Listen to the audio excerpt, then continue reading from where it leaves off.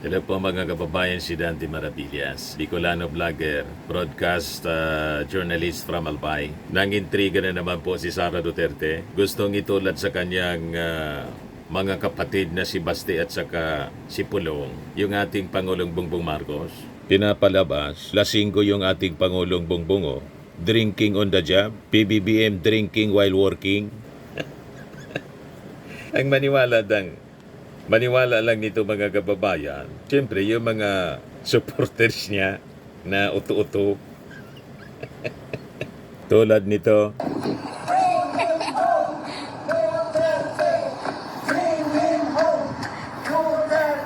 Ang dami nyo. Bring him home. Duterte. Bring him home. Duterte. Bring him home. Yan ang mapapaniwala niya sa kanyang mga kwento. Pero yung mga matitino nating mga kababayan, maniwala man sa kwento ni Sara na nakipagbeso-beso daw siya mga kababayan sa ating Pangulo. Iyon ang rason daw na kapag decide siya, bakit nag-resign siya as DepEd Secretary. Nung magbiso-biso daw siya sa ating Pangulo, mga 10 in the morning anya yata yon, amoy alak. May ganon. Mga kababayan, maniwala pa kami kung si Basti at si Pulong. Kasi talagang sabi nga ni Montolfo, hapon na kung pumasok sa opisina kasi laging lasing. Itutulad niyo pa sa gawain ninyo ang ating Pangulong Bongbong Marcos na clean living. Kumbaga si Lisa Marcos na nakita ninyong uminom na si Cheese Escudero pa yung nagbigay ng baso. Bindi honor yun. Okasyon talaga ng... di ba? I-toast mismo yon. Wine of honor nga ang ibig sabihin nun. Alangan man walang alak. Okasyon yon ng mga members ng diplomatic corps. Pero hindi yung nag-inom pong tumatagay na tulad ng mga Duterte, mga kapatid po ninyo. Di ba? Yan yung kanyang interview ng isang vlogger niya doon sa The Hague. Pag-alis ko, nagbeso-beso siya sa akin. This was 10:25 or 10:30 in the morning. Baba ako sa oras ko. Hindi lang ako sigurado sa oras. Yes, tama. Kasi ito yung pumasok sa isip ko eh. Tama yung oras ko. 10:25, 10:30 naman. Amoy alak siya. At kung ako ang pahulain, kung ano yung alak na yon, whiskey. Pero, hindi ko naman siya nakita nag-inom ng whiskey. Nakikita ko siya lagi umiinom ng champagne. Pero amoy alak siya at 10:30 in the morning. Doon na-confirm yung decision ko na mag-resign. So, hindi ako ang failure. Siguro, ang failure is yung 10:30 pa lang ng umaga, amoy alak ka na. Ang failure daw, yung alas 10 pa lang ng umaga, amoy alak na. Plus na paninira mga kababayan ni Sara Duterte. Yan ang sabi rito, Vice President Sara Duterte revealed in an interview while in The Hague that when she handed her resignation letter as DepEd Secretary to the President, he reeked of alcohol. Naamoy daw niya. She claimed that she smelled the whiff of alcohol when he kissed her. Nagbeso-beso as they parted ways. She guessed he was drinking whiskey. Kaya sabi ni Ising Tito, may naniniwala pa kaya sa kanya? Bakit ngayon lang siya umatungal? Sana noon pa, sabi ni Antonio Di Castro, pakyot. Kaya rumisbak po si Yussi Castro. Sabi dito sa Abogado News, Castro blast BP Duterte for lies, selfish desire to bring down Marcos. Gagawin dapat po ni Sara Duterte na mapatalsik yung ating Pangulong Bongbong Marcos. Kaya lang, lalong lumabo Palabo ng palabo. Pati yung kanyang ambisyon na kumandidato sa 2028 elections. Kasi pabagsak na yung ratings niya. Lahat kasi nagbabackfire sa kanya yung paninira. O di ba? Ang top na ngayon mga kababayan sa survey ratings, laging yung ating Pangulo. Pangalawa, si Martin Romualdez. Pangatlo na lang siya. At nasa bottom si Chis Escudero. Nasira na rin sa pagkampi sa kanya, mga kababayan. Sabi ni Jose Castro, walang katotohanan ang mga kwento niyang ito laban kay Pangulong Marcos Jr. Madali sa kanilang gumawa ng kwento at propaganda, lalo pa at inamin ng dating Pangulong Duterte na expert siya sa pagplanta ng ebidensya at paggawa ng intriga. She added, lahat ng kwento niya ay para siraan ng Pangulo dahil nais niyang pababain ito sa pwesto at siya ang maging Pangulo. Makasariling hangarin, sabi po ni Jose Castro. Castro maintained that Duterte's track record as Education Secretary from 2022 to 2024 will speak for itself. Kaya yun nagsasalita si Sara Duterte. Sinagot kasi, nagsimula si Sara. Lagi man po si Sara nagsisimula ng controversy. Binintasan niya kasi na pencil and paper lang daw po. Stock and pencil and paper yung level ng edukasyon sa Pilipinas. Di tulad daw sa ibang bansa. Di siyempre, tinanong si Jose Castro sa press briefing kung ano yung masasabi. Sabi ni Jose Castro, yung panahon niya bilang Defense Secretary, complete failure. Ito ngayon yung sagot ni Sara Duterte. Paninira na naman sa ating Pangulong Bongbong Marcos, pinapalabas ang ating Pangulo, lasinggo. Una bangag. Ngayon naman po lasinggo. Sabi ni Jose Castro, inamin niya in one of her speaking engagement that she has no expertise in formulating the matatag curriculum since she is not from the education sector. Hindi raw niya ma-review ang matatag curriculum dahil wala siyang alam dito. Ang alam niya lang daw gawin ay magpokpok ng tao para magtrabaho. Kaya maaring siya daw ang cause ng pagtaas ng presyon ng isa niyang tao. Yan man talagang alam niya, pati boxing. Hindi lang pokpok, kundi boxing. Ayan, na-report pa sa BBC. Philippine mayor fell punching sheriff in Davao City, July 2011. The mayor of a southern Philippine city has dealt out her own form of rough justice to a local sheriff after he failed to follow her orders. Mayor Sara Duterte was angered after Sheriff Abe Andres ignored a request to delay a planned demolition of shanty homes. Yan, hindi paninira. Hindi gawa-gawang kwento. Reported ng BBC World mismo. You see? Pero yung kwento niya, mga kababayan, na lasinggo daw yung ating Pangulo, pinapalabas na lasinggo daw. Malabo po, yung ating Pangulong Bongbong Marcos, hindi mo makitaan na naglalasing. Napakasipag, araw-araw nagtatrabaho. Napakaaga pa, kung saan-saan ng probinsya, pumupunta para mag-inspeksyon ngayon. Noon na ayuda para sa mga victims ng mga calamities. Pagbisita doon sa mga nasalanta, sa mga magsasaka, i-implement ng mga proyekto, programa, at ngayon, inspection doon sa mga palpak na flood control projects. You see, magagawa yon yung ating Pangulong Bongbong Marcos ng maayos. Aros hindi na nagpapahinga yung ating Pangulo. After na mag-travel, mga official travel sa ibang bansa, diretso sabak sa trabaho, walang pahinga. Tapos, palalabasin ni Sara na lasinggo yung ating Pangulo. Yon ang rason. Nagdesisyon na raw siya, mga kababayan, na mag-resign. Ito po, mga kababayan.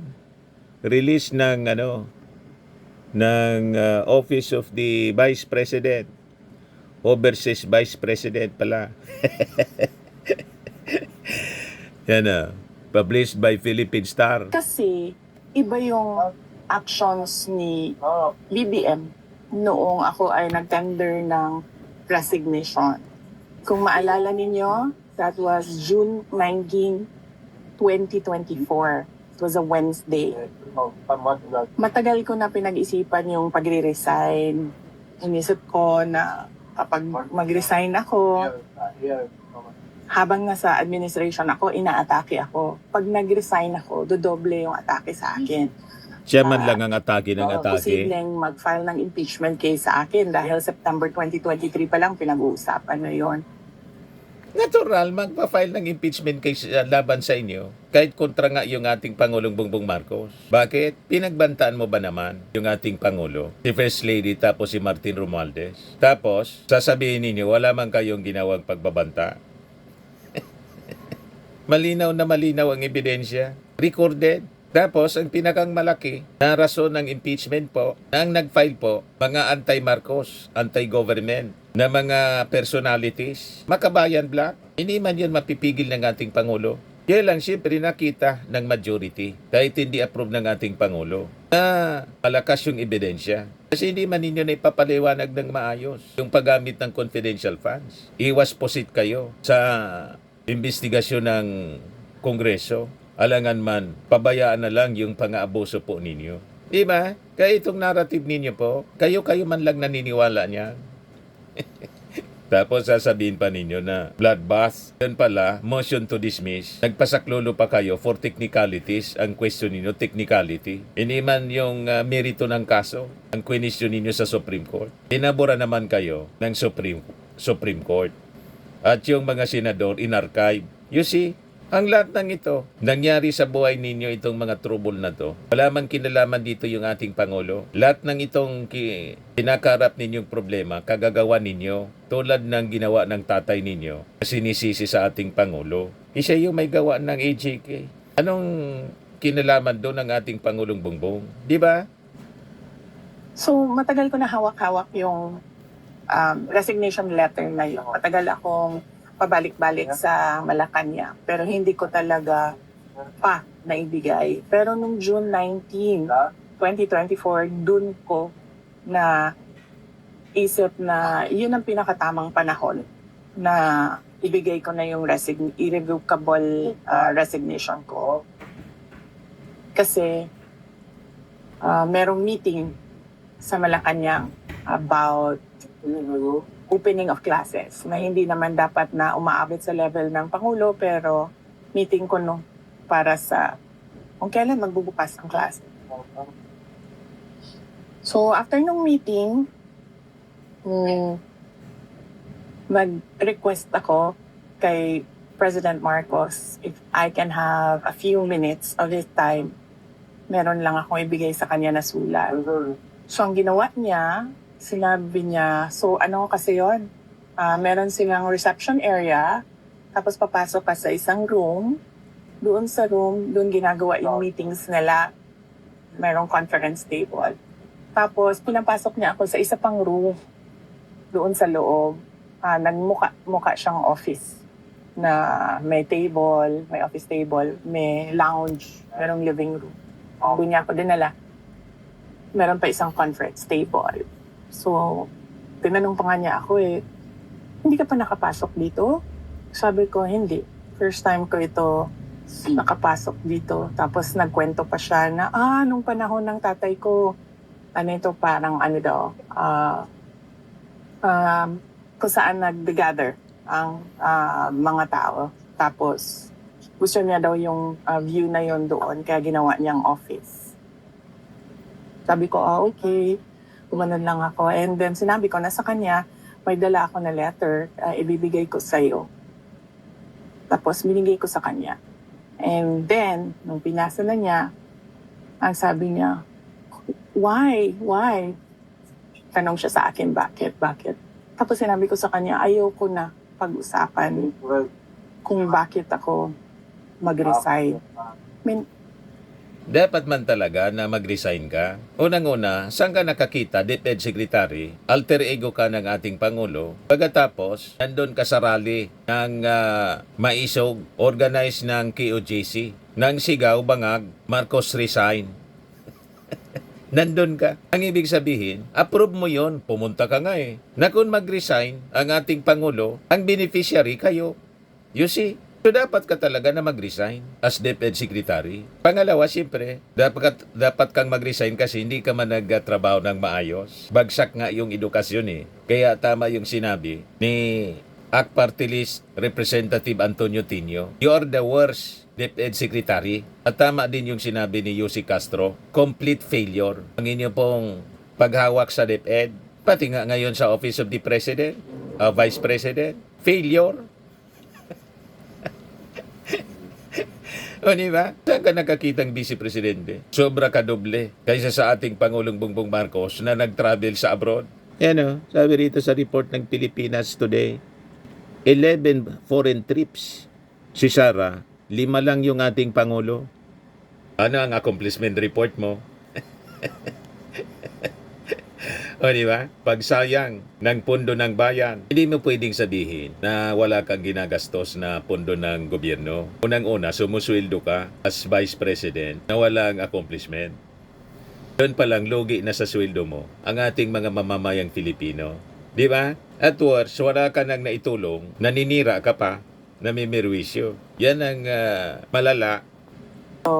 Nakapasok dito. Tapos nagkwento pa siya na, nung panahon ng tatay ko, ano ito, parang ano daw, kung saan nag-gather ang mga tao. Tapos, gusto niya daw yung view na yon doon. Kaya and then, nung pinasa na niya, ang sabi niya, why? Tanong siya sa akin, bakit? Tapos sinabi ko sa kanya, ayoko na pag-usapan kung bakit ako mag-resign. Para sa akin ba, kailangan pa ba itanong yun? Hindi mo ba nakikita kung ano yung ginagawa ninyo sa akin?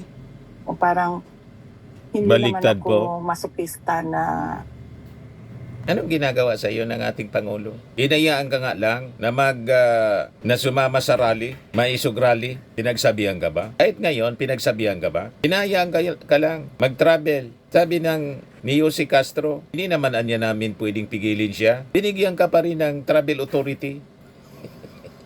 Anong tawag mo dyan kung hindi abuso? Di ba? Imagine, ang purpose mo, mag-rally sa kung saang bansa, binigyan ka ng travel authority ng Palasyo Malacanang, masama pa rin ang loob mo. Sinisiraan mo pa rin ang ating Pangulo. Saan ka nakakita na ganyang uri ng tao?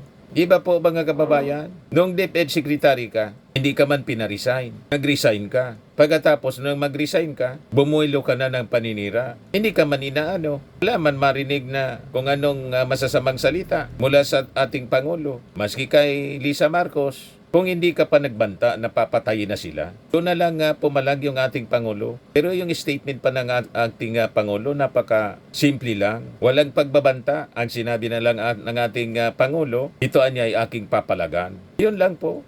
Hindi nga sinuport ng ating Pangulo. Until today, hindi nagbabago ang posisyon ng ating Pangulo. Hindi niya sinusupport yung impeachment. Pero sabi niya, sinandyan na yan, dapat niya yung proseso, ma-observe yung tamang proseso. Ganun lang ang marinig natin sa ating Pangulong Bongbong Marcos. Pero kayo, ang dami niyong sinasabi na masasamang salita. At ngayon ang latest, sabihin ninyo, lasinggo yung ating Pangulo, naamoyan ninyo ng alak. Sinong maniwala man sa inyo niyan? Ialam na namin yung agenda mo. Ito, mula mismo sa bibig mo. lahat. Wala akong pakialam kung totoo man o hindi ang panira ko sa inyo. Basta lang masira. 20. Wala daw pakialam siya. Basta sisirain ko niya kayong lahat. So ito na nga yung ginagawa mo po. Yan na. Sara, wala ako pakialam. Basta sisiraan ko kayo. Malinaw. Lang masira. 20 pesos per lahat. Wala akong pakialam kung totoo man o hindi ang panira ko sa inyo. Basta lang masira. 20. O diba? Malinaw. Wala daw siya pakialam. Basta sisiraan daw. Sisiraan ko niya kayo. Lahat. Wala akong pakialam. O ito na ang ginagawa niya. Malinaw, mga kababayan. Hindi mo ba nakikita kung ano yung ginagawa ninyo sa akin? O parang hindi naman ako masopista na aatakihin ninyo ako nang aatakihin habang nagtatrabaho ako para sa inyo. And to Nagtatrabaho daw. think na the Department of Education was the department that was delivering results sa Saan administration. nagtatrabaho? So, hindi na ako sabi ko, ayaw kong pag-usapan. And then sabi niya, he tried to ask me to stay.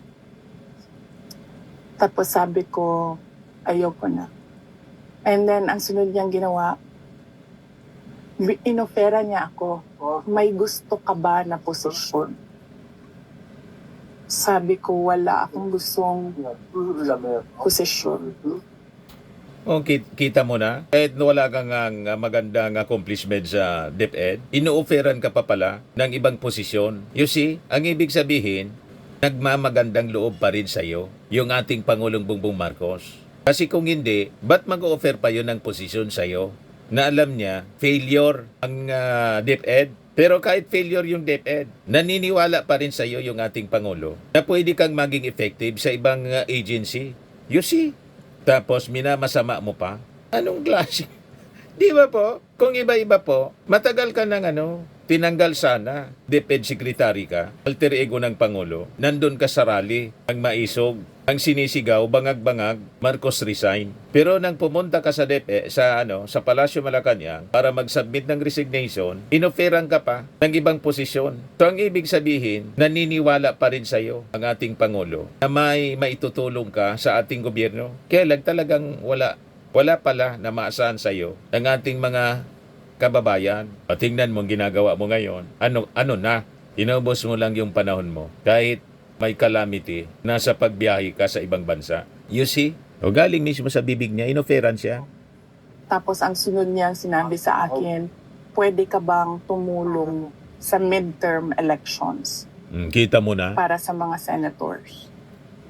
So may tiwala pa sa kanya, yung ating Pangulo. Hiningan pa nga siya ng pabor kung pwede siyang tumulong. Pero siyempre kung ayaw na, hindi man siya pipilitin tulad ni Amy Marcos na kahit kapatid, laging bumabatikos, pero sinama pa sa unit team. Pero nang hindi na mismo si Amy Marcos pumupunta, di inayaan na ng ating Pangulo. Pero may narinig kayo na patutsada mula sa ating Pangulong Bongbong Marcos laban sa kanyang kapatid. Di ba wala? May pagrespeto siya sa desisyon ni naman kapatid o kaibigan o kaalyado sa politika. Kung ayaw na, ano man ang magagawa ng ating Pangulo kung ayaw tulad po ni NBI Director Santiago na nag-file ng irrevocable resignation. O di sabi ng Palasyo Malacanang ni Jose Castro, tatanggapin na niya ng ating Pangulo yung resignation. Kasi ayaw na. Hindi mo pwedeng pilitin yung tao na magtrabaho kung ayaw niya. Hindi yan magiging effective pag ganyan. Sabi niya, kasi di ba yung pugpong ng pagbabago, kasali naman yun sa unit team noon. Umanon siya. Sabi ko, hindi ko, pag-iisipan ko, pero wala pa akong plano. Madaling sabi, hindi po nagtatanim ng masamang loob yung ating Pangulo.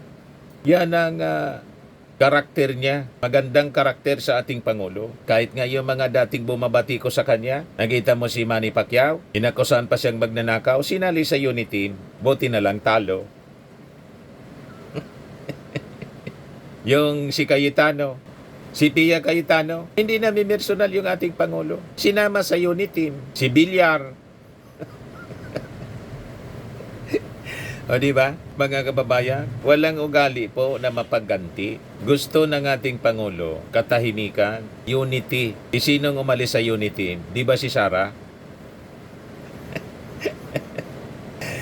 Yung ating Pangulo, hindi man nangaaway. Siya yung inaaway palagi. Kaya nga, lagi nating pinapaliwanag dito mga kababayan. Walang away between Duterte and Marcos. May nangaaway lang. Yung Duterte, inaaway yung Marcos. Hindi man po pinapatulan ng ating Pangulo. Kaya sila nanggagalaiti palagi. Para sa 2025 midterm elections ng senators. So, clearly, lahat ng attempts niya to make me reconsider my resignation. Na sinabi niya, magstay lang ako as Department Secretary of DepEd. Na sinabi niya, gusto ko bang lumipat sa ibang posisyon, sabihin ko daw sa kanya. Na sinabi niya, pwede ba akong tumulong sa midterm elections ng 2025. So, hindi iyon actions ng taong tumitingin as failure ako. So dapat kang magpasalamat sa ating Pangulong Bongbong Marcos kasi naniniwala pa rin sa iyo. Ang nagsabing failure ka, si Castro. Kasi lumabas po ngayon nang i-review yung inyong performance, lalo na nung sumingaw na yung confidential funds. Lahat chichirya at investigasyon ng Kongreso na lahat chichirya yung beneficiary ng confidential funds sa DepEd. Pati yung mga pagkain para sa mga mag-aaral na bulok. O ito na po ang masasabi natin na talagang failure. Nung panahon na nagre-resign ka pa man lang po, nagsubmit ka ng resignation, wala pa man noon ginagawang investigasyon, wala pang evaluation ang sa DepEd. Pero alam na natin yung dismal performance ng mga mag-aaral. At yung ating Pangulo kasi, ang ugali po, hindi siya confrontational, solution-oriented siya. Kaya kung hindi ka na masaya sa DepEd, nag-file ka ng resignation, nag-offer pa siya ng ibang posisyon sa inyo. Dapat nga ikatuwa ninyo. O diba?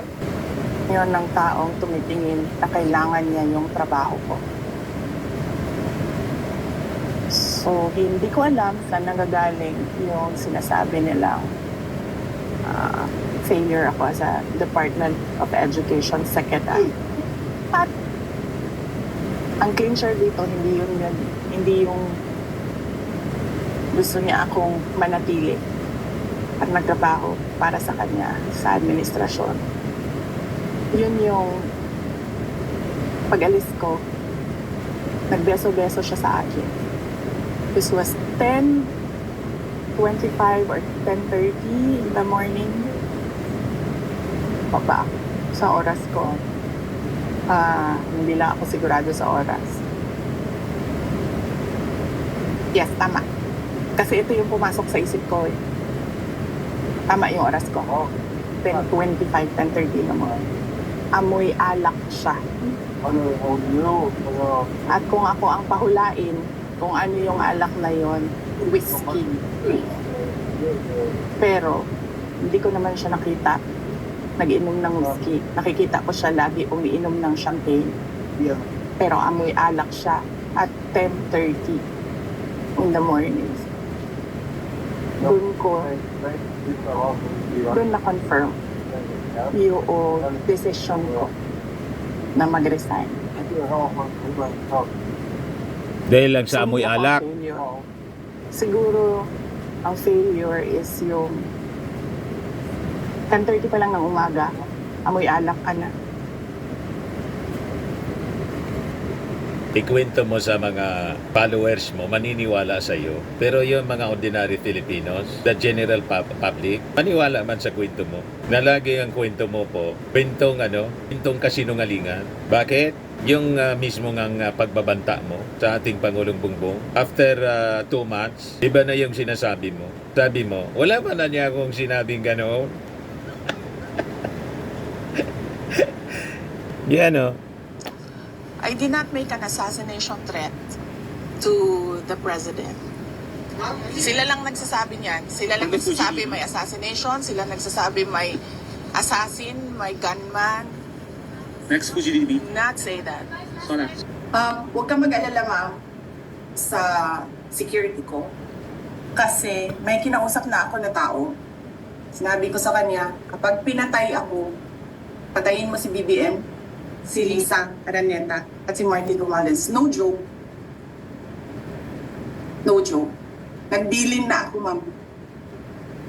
Pag namatay ako, sabi ko, huwag ka tumigil hanggang hindi mo mapatay sila. And then he said yes. I did not make an assassination threat to the president. Sila lang nagsasabi niyan. Sila lang nagsasabi may assassination. Sila nagsasabi may assassin, may gunman. Next, Fuji DB. Not say that. Oto-oto na lang ang maniniwala. Kung gusto ninyo magpauto, sige lang kayo magpauto. Kayo na lang maglukuhan. Tama? Ito pa ang isang ebidensya na fake news peddler si Sara. Nung nagkaroon ng malaking krimen sa Estados Unidos na merong namatay dahil sa drug overdose. At kung makikita ninyo doon sa police report ay nandoon ang pangalan ni First Lady Lisa Marcos na isa sa mga tao doon sa loob ng kwarto kung nasaan yung tao ay nag-overdose sa suspected drug overdose sa hotel room at ang daming nakikitang white powder substance na sinabi doon sa police report ay suspected cocaine din, ay bigla nilang kinuha si Pangulong Duterte. Sa kanya pala nang galing ang fake news. Siya pala ang source ng fake news na ito na pinapakalat. Ano, confirm? Yung gusto magpa-utos, sige lang po. Maniwala kayo sa kwento ni Sarah. Okay lang yan. Di ba pa?